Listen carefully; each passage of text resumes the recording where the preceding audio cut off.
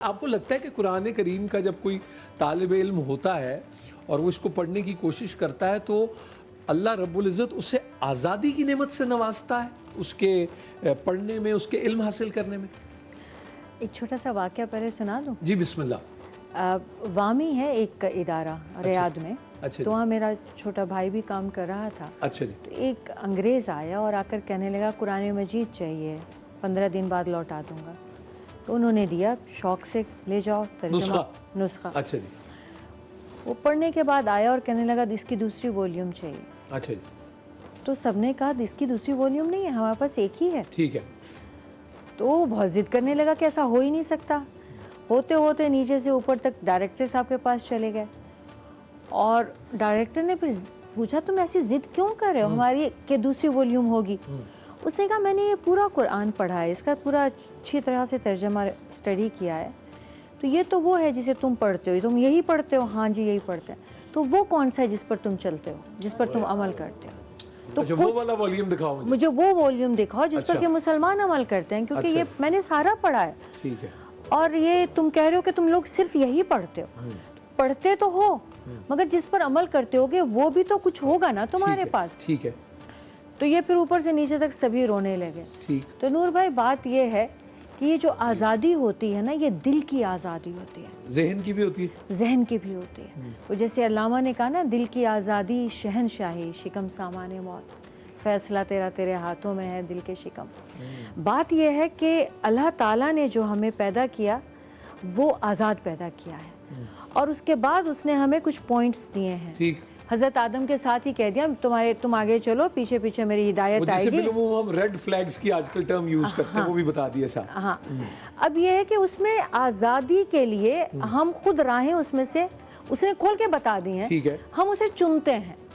اس نے ہمیں یہ بتا دیا یہ رستہ ہے، یہ رستہ ہے، یہ صراط مستقیم ہے، ہم چنتے ہیں۔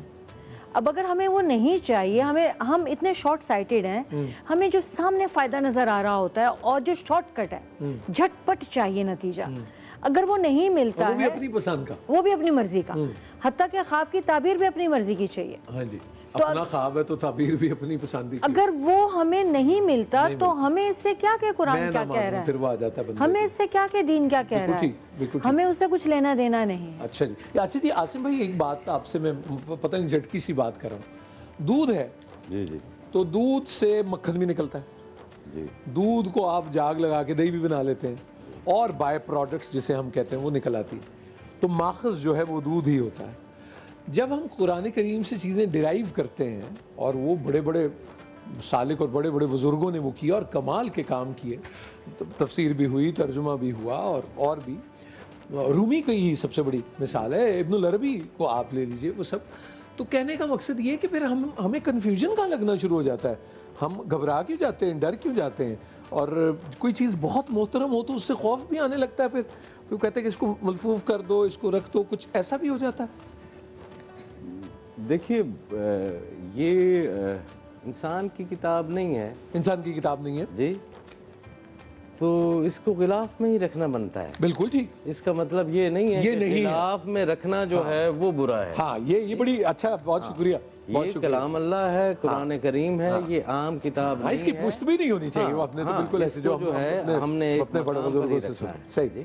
جب تک ہم وہ جسچر نہیں دیتے اس کو، ٹھیک ہے، تب تک ہم اس طرح بیہیو نہیں کرتے۔ یعنی آپ اس کا ایک پروٹوکول بھی میں سر آپ کو یہ بتاؤں، نماز کیا ہے؟